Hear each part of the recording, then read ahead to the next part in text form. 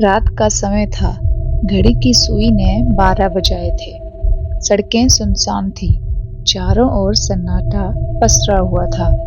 ऐसी रातों में अक्सर लोग जल्दी घर लौटने की कोशिश करते थे, क्योंकि उस इलाके की एक खौफनाक कहानी ने सबके दिलों में डर पैदा कर दिया था। उस सड़क का नाम था ब्लैक रोड। लोग कहते थे कि यहाँ एक भूतिया कार घूमती है, जो रात में किसी भी गाड़ी का पीछा करती है और उसे गायब कर देती है। पर यह सिर्फ एक अफवाह थी, या शायद नहीं। विक्रम, एक युवा इंजीनियर, इस अफवाह को मानने वालों में से नहीं था। वे आधुनिक सोच वाला लड़का था और भूत प्रेत की कहानियों को बचकाना मानता था। एक रात अपने दोस्तों के चैलेंज को स्वीकार करते हुए वे अपनी कार लेकर ब्लैक रोड पर निकल पड़ा। मैं इस सड़क पर रात भर गाड़ी चलाऊंगा और साबित करूंगा कि ये सब बकवास है, उसने दोस्तों से कहा था। उस रात का कोहरा घना था। विक्रम ने अपनी गाड़ी की हेडलाइट्स ऑन की और गाना गुनगुनाते हुए सड़क पर बढ़ने लगा। रास्ता सुनसान था। केवल विक्रम की कार की आवाज उस सन्नाटे को तोड़ रही थी। अचानक उसने महसूस किया कि उसकी गाड़ी का इंजन धीमा हो रहा है। ये क्या हो रहा है, उसने सोचा। वे गाड़ी रोकने ही वाला था कि अचानक उसकी कार के पीछे से एक तेज रोशनी दिखाई दी। यह दूसरी कार की हेडलाइट्स थी। इस वक्त कौन हो सकता है, उसने आश्चर्य से सोचा। कार बेहद तेज रफ्तार से उसकी तरफ आ रही थी। विक्रम ने घबराकर अपनी कार की स्पीड बढ़ा दी, लेकिन वो कार उसके ठीक पीछे आ गई। जब विक्रम ने शीशे से उस कार को देखा तो वह सन्न रह गया। वह कार पुरानी मॉडल की थी, लगभग 1970 की, इसी विंटेज कार जैसी, लेकिन उसमें कोई ड्राइवर नहीं था। विक्रम का दिल जोर जोर से धड़कने लगा। वह चीख पड़ा, ये कैसे हो सकता है? वह जितनी तेज गाड़ी चलाता, वह कार उतनी ही तेज उसका पीछा करती। उसकी हेडलाइट्स इतनी तेज चमक रही थी कि विक्रम की आंखें जलने लगी। ब्लैक रोड के बारे में एक कहानी थी कि कई साल पहले इसी सड़क पर एक अमीर उद्योगपति की कार का एक्सीडेंट हुआ था। वह आदमी नशे में था और तेज गाड़ी चला रहा था। उसकी कार ने सड़क पर चल रहे एक परिवार को टक्कर मार दी थी, जिसमें पति पत्नी और उनका छोटा बच्चा मर गया था। लोग कहते थे कि उसी परिवार की आत्मा ने उस उद्योगपति को भी मार दिया है। उसके बाद से बेकार भूतिया कार हो गई थी, और जो भी रात में ब्लैक रोड पर गाड़ी चलाता, उसे यह कार मौत के घाट उतार देती। विक्रम ने जैसे तैसे हिम्मत जुटाई और अपनी कार की स्पीड बढ़ाकर कार को चकमा देने की कोशिश की।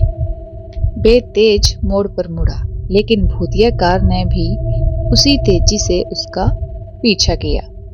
अचानक विक्रम की गाड़ी का इंजन बंद हो गया। नहीं, अभी नहीं, वह चिल्लाया।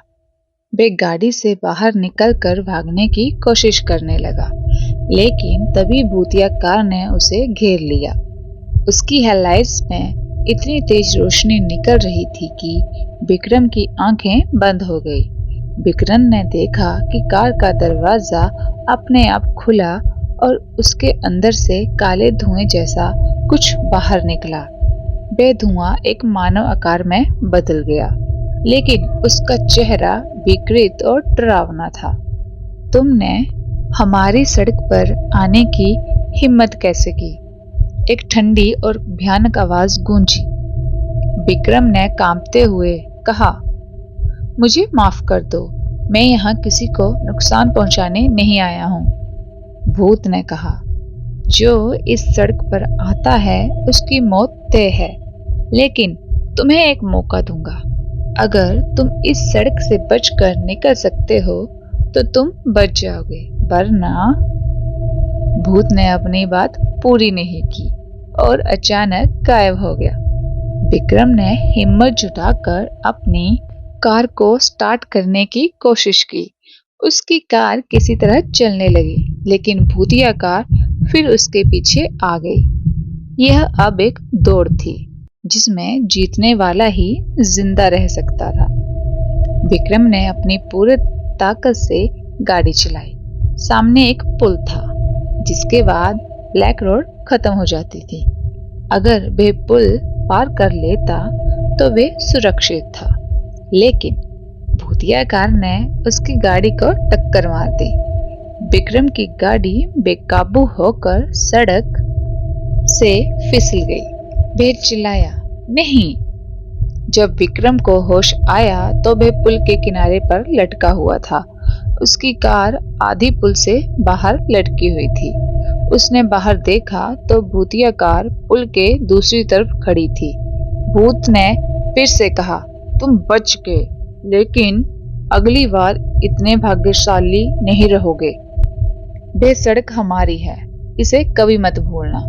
फिर वह कार तेज रोशनी के साथ गायब हो गई। विक्रम ने किसी तरह अपनी जान बचाई और पुल पार करके घर पहुंचा। वह कांपते हुए अपने दोस्तों को यह कहानी सुनाने गया, लेकिन जब उसने उन्हें सब कुछ बताया तो किसी ने उसकी बात पर यकीन नहीं किया। उस दिन के बाद विक्रम ने कभी ब्लैक रोड पर कदम नहीं रखा, लेकिन उसने महसूस किया कि कुछ डरावनी कहानियां सच होती हैं और ब्लैक रोड पर भूतिया कार अब भी घूमती है, अपने अगले शिकार की तलाश में।